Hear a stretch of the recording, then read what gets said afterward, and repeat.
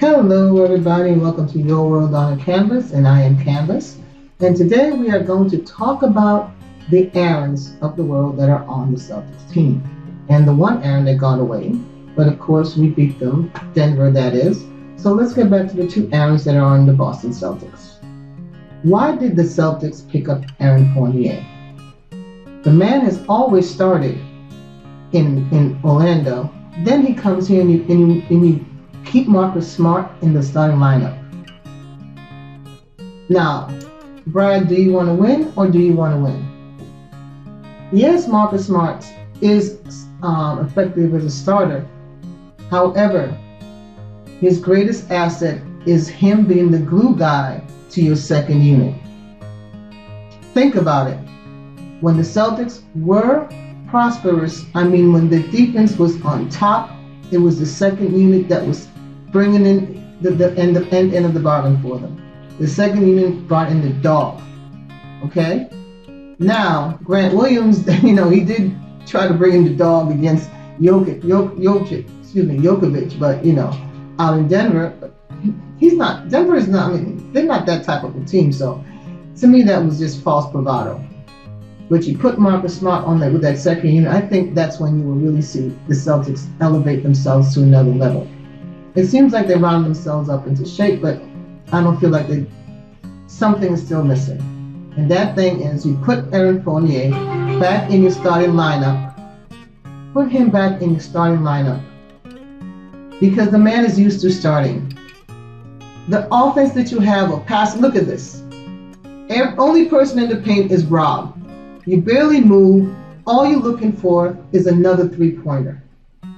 That four wide, whatever you call the four out one active. Your one active is not a dominant center. Okay? Robert Williams is not there yet because you have not developed him as such a player. You only want him for, at this point, rebound and defense. But you've got to run the offense with Robert Williams. You have no other way if you're going to run the 4-1 out active. Because you have to suck in the defense. You're making your perimeter players work too hard for their shots. They're working too hard. You have scorers, and then you have a shooter, Jason Tatum. Hence the volume of shots that he takes. He's a shooter, right? But he's an effective shooter. Now, you have Jaylen Brown is a scorer. The man gave a mid-range three-pointer. He developed his three-pointer so well. He gives you everything. And Erin Fournier is a poor man's version of him. You've got to put Erin back in the starting lineup when he comes back. Or else you're not going to get the best of the player. And this trade that you make is going to be the biggest mistake that you've ever made. Brad, your offense is not that great. Look at that.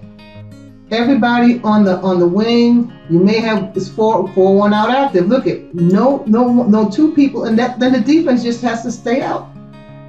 You're relying on the three-point shot too much. Look at this.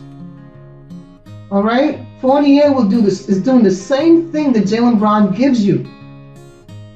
If you have two scorers like that as your starter who will suck the defense in, but you've got to change that 4-1 out active offense, man. Look at that. They're only fortunate because the rotation was poor. But usually the defense just sinks in, and your players have to work too hard for their shots. That's an indictment on your offense, Brad. It's an indictment on your offense. Okay? And Naismith. I think he could learn a lot from Erin Fournier. You give him the ball. You put him and Fournier, you put him and Fournier in the gym together, and let's let them, have a friendly shootout. Let them work out together. Okay? Let them work out together. But the one thing I did notice, Brad, is that when your bench players are in, your offense is totally different. Your offense is totally different. You don't have everyone standing out there on the three-point line. Look at that. They move the ball. They suck in the defense. They move. Nice shot. That was a nice shot by Aaron Naismith. But I believe Erin Fournier can be a great mentor to him. In terms of getting his shot off and everything else. I think he really can do that. because the kid is really trying. The game hasn't slowed down enough for him, but I think next year you see him come around. I think he's the type of player like Semi Ojeleye that will watch this, look at this movement on the offense, look at this pin down, look at this. You don't see the starters do this enough until they're desperate and they have to move the ball in the fourth quarter. They do not adhere to that type of offense at all. So it seems like Brad is coaching two different ways.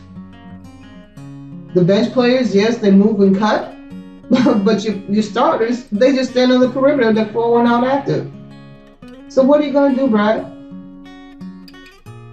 Are you going to start Erin Fournier and put Marcus Smart on the bench to stabilize your second unit? There is no one there to stabilize the second unit. That way you could push Peyton down to your third guard, which is where he belongs right now. Yes, he's good. No one's saying he's not good. However, you've got to put him down as your third option, because with Smart starting, you're hurting your team. You're hurting the team. That way, when you start subbing, say take Kemba out because of Kemba's injuries, right? You take Kemba out. You could then take Kemba and Brown out, right? Leave Fournier in there. Put Smart in. And you get bigger on your bench. Your bench gets bigger. That's just my 2 cents worth, Brad. I just want to let you know. What are you going to do, Brad?